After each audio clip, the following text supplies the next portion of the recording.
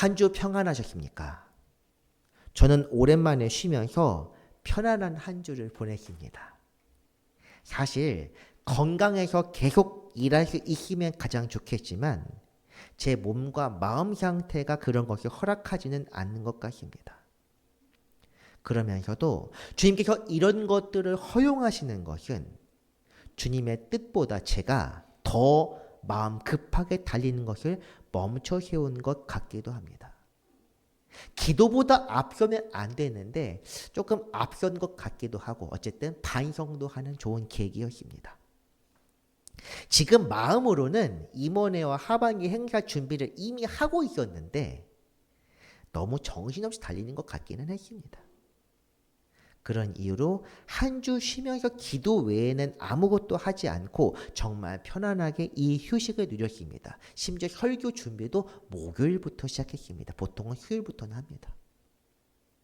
그동안은 사실 안식월 여러 번 보내면서도 기도에만 쉬었지 교회 일하느라 정신이 없었던 것도 사실이었습니다. 세상에서 일하시는 분들도 일이나 공부 중에 쉬는 것은 매우 중요합니다. 성취욕이 강하고 완벽주의 성향이 있는 분일수록 저도 그렇습니다. 휴식을 취하는 것을 꽤 어려워하는 분이 많습니다. 하지만 쉬지 않고 달리다 보면 어느 순간 일의 성취 그 자체가 목적이 되곤 합니다. 일을 주도하는 사람뿐 아니라 주어진 환경의 역할을 수행하는 사람도 마찬가지입니다. 저도 전도자 생활을 하면서 담임 목사님의 명령대로 행했던 때가 있었기 때문에 말씀드리는 것입니다.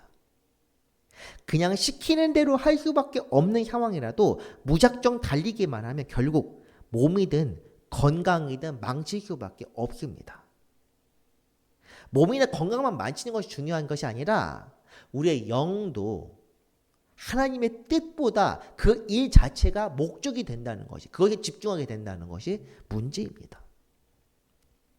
제 전도자 시절의 기억은 사실 생각해보면 목사 안수라는 목표를 위해 그냥 주위 돌아보지 않고 일만 해왔고 그로 인해 탈이 많이 났습니다.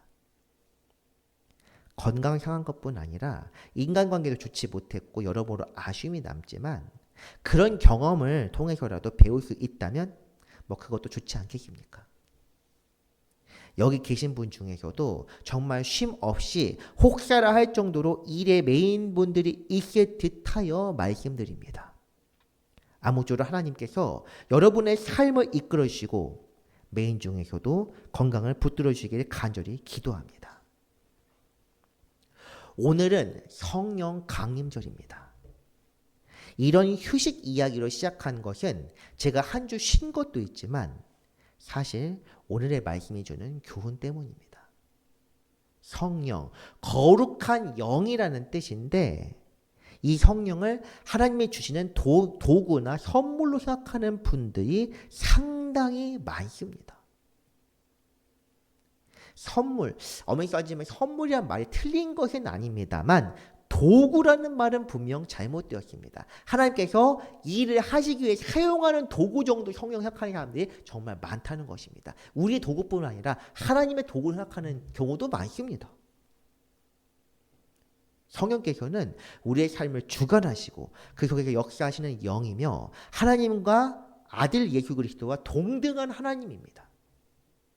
그분은 우리의 삶의 필요에 따라 들어갔다 나왔다 하는 분이 아니며 필요한 것에 때마다 내놓는 공급책도 아닙니다. 성령께서는 우리의 삶의 선생이요 인도자이십니다. 우리 각자의 생각과 가치관 대신 성령의 이끄심을 구할 때 성령께서 우리 마음에 찾아오셔서 우리의 삶을 이끄시고 주관하십니다. 지난주 우리가 읽었던 고린도전서 13장 말씀 한번 생각해 봅시다. 지난주 우리가 무슨 제목으로 말씀을 나누었습니까?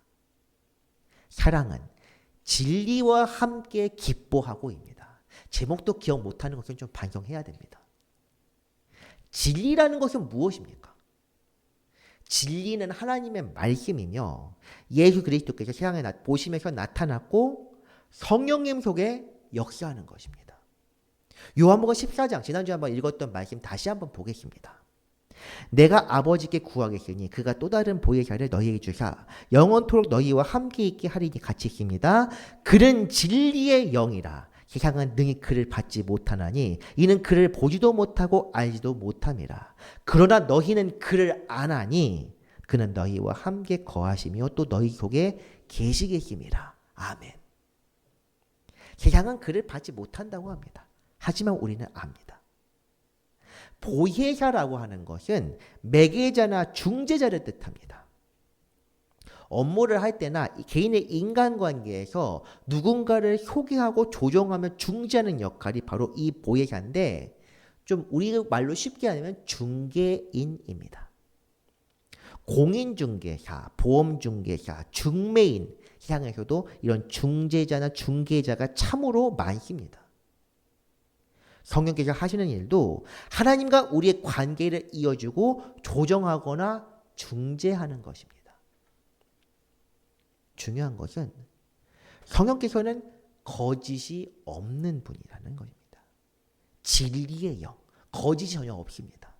그래서 세상에서는 중개자가 사기를 치거나 과장하는 경우가 적지 않지만 성령께서는 그럴 일이 전혀 없습니다. 복음과 진리를 있는 그대로 온전히 전하여 우리를 옳은 길로 이끄십니다. 성령의 역할이라는 것은 바로 그렇습니다. 우리 주님께서 성령에 관하여 또 다른 보혜사라고 증언한 부분을 생각해 봅시다. 이 말씀 주님께서 하신 일을 성령께서도 하신다는 뜻입니다. 주님이 하신 일이 무엇입니까? 공생의 기간에는 복음을 전하시고 사람들을 가르쳐 깨닫게 하셨습니다. 이것을 딱 요약하자면 사랑하셨습니다. 그런 역할을 대신하는 분이 성령이십니다. 그렇기 때문에 성령은 복음을 증거하신 분이요 진리의 영이며 사랑의 영입니다. 우리 주님은 이스라엘 곳곳에 다니며 가르치셨지만 성령께서는 각 사람에게 임하셔서 그들의 마음을 깨우치고 삶을 변화시키십니다. 개인의 삶에 개입하셔서 그 사람에게 복음과 진리를 전하고 하나님의 뜻대로 살게 하는 것, 그것이 성령께서 하시는 일입니다. 이제 오늘 본문을 보겠습니다. 오늘 본문 사도행전 10장 말씀으로 실제 교회에서 성령이 역사하신 이야기입니다.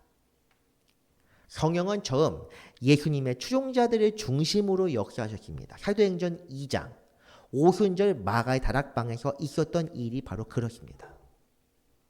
그리고 제자 곧 이 사도들을 통하여 복음을 믿고 따르는 사람들 중심으로 성령의 역사가 계속 나타났습니다. 처음에는 예루살렘 그리고 유다 지역까지 확장되었습니다. 그런데 변수가 생겼습니다. 예수님을 박해했던 그 사람들, 대제사장들과 서기관들, 사두개파와 바리새파 이 사람들이 초대교회를 박해하기 시작했던 것입니다. 7 집사의 한 사람이었던 스데반이 순교하고 사람들이 뿔뿔이 흩어졌는데 그런 과정에서 교회 몇몇 성도들이 유다 밖으로 떠나게 되었습니다. 그러면서 복음도 그 사람들을 중심으로 퍼져나가게 되었는데 먼저 사마리아에서 복음이 전파되었습니다. 이 사마리아와 욥바, 룻다, 사론, 가이사랴 등 주변 여러 지방 이것들 다 이스라엘 땅입니다. 복음이 전파됐는데 이 이야기가 사도행전 8장 말씀입니다. 그리고 바로 오늘 사마리아 성에서 북서쪽 해안가 도시인 가이사랴에서 중요한 일이 일어나게 됩니다. 본문의 배경이 되는 사도행전 10장 첫 부분을 세번역 성경으로 한번 보겠습니다. 가이사랴에 고넬료라는 사람이 있었는데 그는 이탈리아 부대라는 로마 군대의 백부장이었다. 그는 경건한 사람으로 온 가족과 더불어 하나님을 두려워하며 유대 백성에게 자선을 많이 베풀며 늘 하나님께 기도하는 사람이었다. 로마 군대의 백부장입니다. 백부장이라는 지위가 아주 높은 것은 아닙니다. 하지만 이탈리아 부대라고 기록된 것을 보았을 때 어쩌면 로마인일 수도 있습니다. 로마 시민권자든 아니든 어쨌든 유대인이 아닌 이방인이라는 것은 분명합니다. 이 사람이 어떻게 하나님을 믿게 되었는지, 유대 사람들에게 호의를 베풀었는지 그것은 알 수 없습니다. 하지만 그의 삶이 경건하고 기도에 힘썼다는 것을 보면 유대 사회에 깊은 관심을 품고 그들의 하나님에 깊이 감화되었다는 것은 분명합니다. 그런 그가 하나님의 계시를 받고 당시 멀지 않던 곳에 있던 베드로를 청합니다. 같은 시간 베드로도 환상 중에서 하나님의 계시를 받고 고넬료의 요청을 받아들입니다. 고넬료를 직접 만나 이야기를 나누던 중 베드로는 하나님이 왜 이 만남을 주선하셨는지 깨닫게 됩니다. 성령께서 중계를 하신 것입니다. 인간 관계를. 그 깨달음이 우리가 읽은 본문입니다. 베드로가 입을 열어 말하되 내가 참으로 하나님은 사람의 외모를 보지 아니하시고 각 나라 중 하나님을 경외하며 의를 행하는 사람은 다 받으시는 줄 깨달았도다. 각 나라 중, 이것이 중요합니다. 과거의 진리는 유대인들에게만 주어진 특권이요 하나님의 은혜였습니다. 그러나 하나님의 은혜는 유대인들만을 향하여 주신 것은 아닙니다. 그것을 보여주는 것이 바로 오늘 사건이며 성령께서 역사하신 중요한 증거입니다. 베드로와 고넬료를 서로 연결할 소개한 분이 바로 성령님이며 이 만남을 통해 깨닫게 하신 선생님도 성령이십니다. 베드로의 깨달음을 통하여 이제 유대인과 이방인을 떠나 모든 민족은 복음 안에서 한 형제 자매가 될 수 있었습니다. 하나님은 사람의 중심을 보십니다. 외모를 보지 않으십니다. 외모라는 것은 단지 생긴 외견뿐 아니라 우리의 상황과 환경과 우리 조건, 스펙 같은 것을 통틀어 말하는 것입니다. 우리의 인종이 어떠하든지 우리가 어떤 상황, 어떤 곳에 태어났든지 우리가 남자든 여자든 그런 것들은 중요하지 않다는 것입니다. 그 속마음을 보시고 그의 생각을 아십니다. 성령께서도 마찬가지로 지위와 성별, 인종과 모든 것들을 초월하여 사람 속에서 역사하십니다. 사람은 당시의 문화와 가치관에 따라 사람의 등급을 나누고 평가하며 판단하지만 하나님은 사람을 나누거나 판단하지 않으십니다. 공평하신 그분께서는 사람 인간의 중심을 보시고 그들의 마음이 어떠한지 살피시며 오직 그 마음에 따른 행위로 사람을 심판하십니다. 그렇기에 그분의 심판은 의로우며 공정합니다. 더욱이 오늘 사건은 우리 주님께서 하신 말씀을 성취한 첫걸음이라는 점에서 더욱 귀합니다. 우리도 잘 알고 있는 말씀 한번 보겠습니다. 오직 성령이 너희에게 임하시면 너희가 권능을 받고 예루살렘과 온 유대와 사마리아와 땅 끝까지 이르러 내 증인이 되리라 하시니라. 아멘. 성령이 임하신 후에는 주님을 따르는 제자들에게서 그 능력이 나타나게 됩니다. 이 능력은 사람들을 주께로 이끄는 능력이요 주님의 영광을 드러나게 하는 권능입니다. 베드로는 주님의 말씀대로 순종하였고 그리하여 그 놀라운 사건을 직접 목도한 증인이 되었습니다. 함께서는 안 되는 부정한 이방인 신자를 통하여 성령께서 그들의 역사하신 것을 확인하였습니다. 베드로가 이 말을 할 때 성령이 말씀되는 모든 사람에게 내려오시니 성경은 이 장면을 참 담백하게 묘사하고 있습니다만 이것은 기존의 상식을 뒤엎는 사건이었습니다. 유대인들 택한 백성이라고 불렸던 사람들이 스스로를 율법을 받았다는 이유에서 오랫동안 하나님의 역사하심이 자신들만의 전유물이라고 알고 있었습니다. 하나님은 유대인의 하나님이다. 택한 백성이라는 말이 참 여러 가지 의미를 담고 있습니다.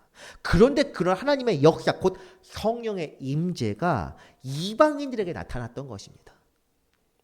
베드로와 함께 온 할례받은 신자들이 이방인들에게 성령 부어주심을 말미암아 놀랐다. 놀랐다는 표현도 사실 굉장히 담백합니다. 경악을 금치 못했다. 이 정도의 표현이면 휴강할 수 있을 것 같습니다. 그도 그럴 것이 초대교회 대부분의 사람은 성령의 역사가 유대인들을 통해서 나타날 것으로 믿었습니다. 12제자가 유대인이요. 추종자들, 초창기 마가의 다락방에 있었던 사람들은 거의 유대인이었기 때문입니다. 이방인은 없었고 잘해봐야 이방에 살던 유대인이 전부입니다.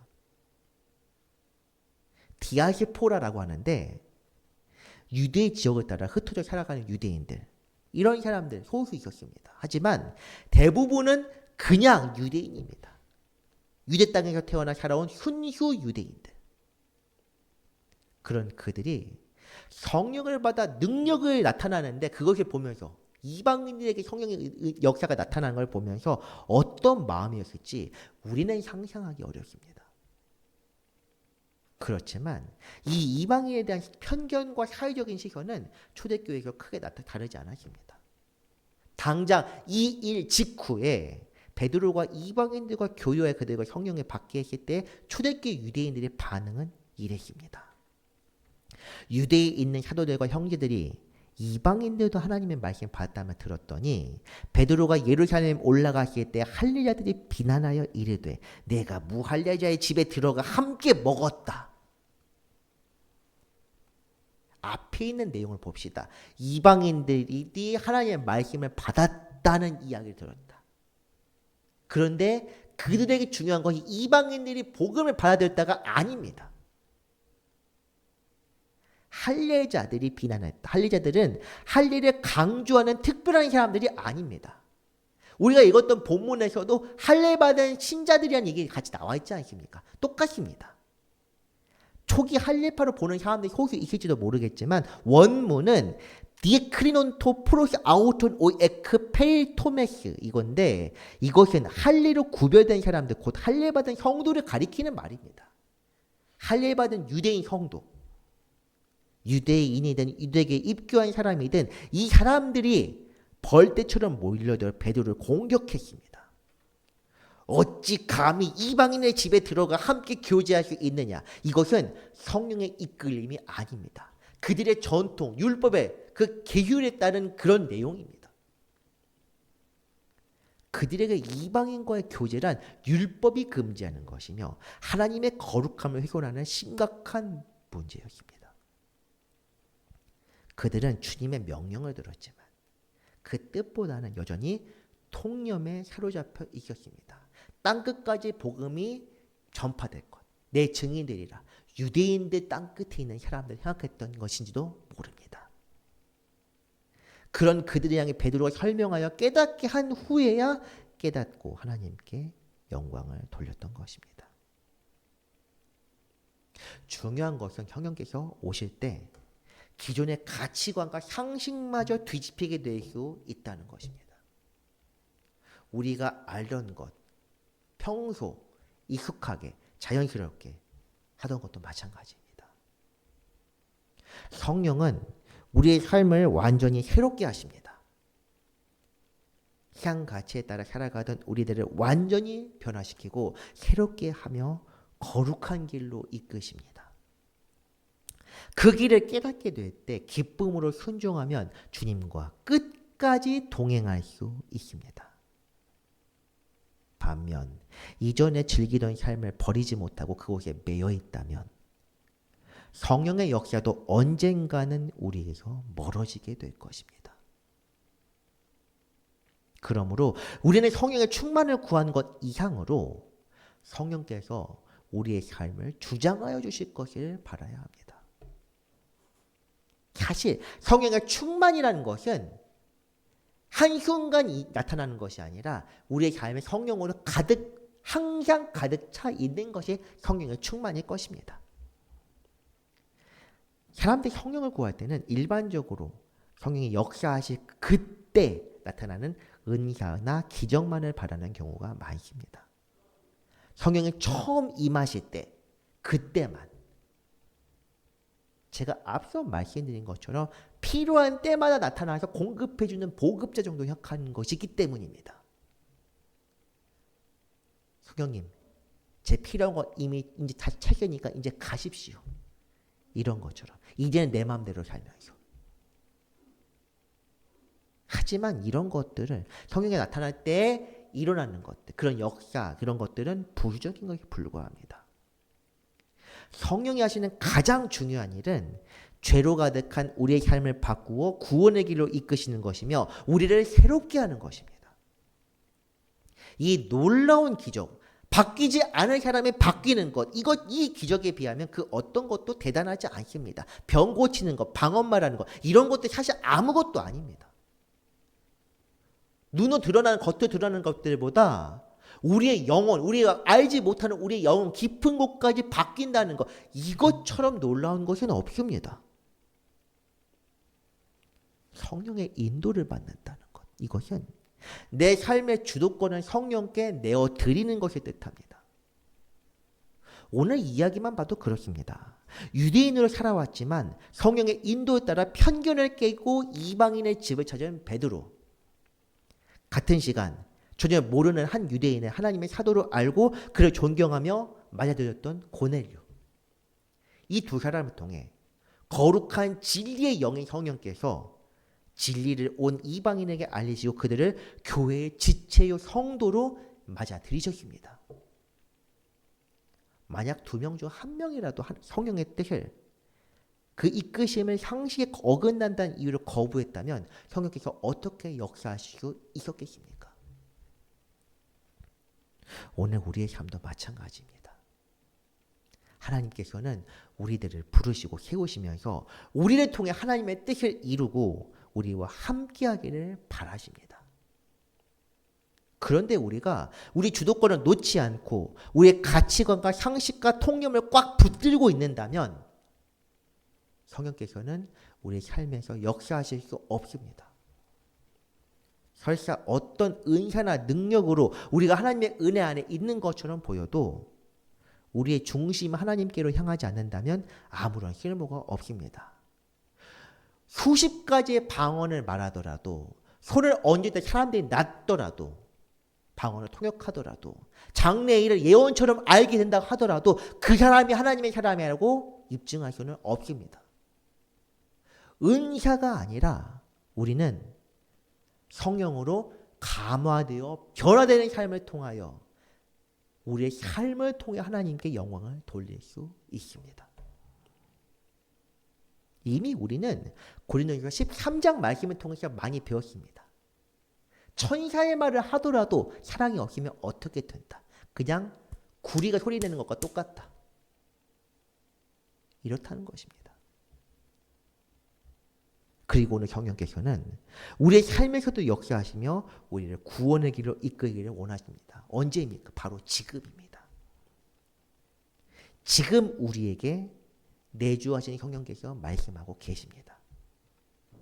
그 음성을 듣고 계십니까?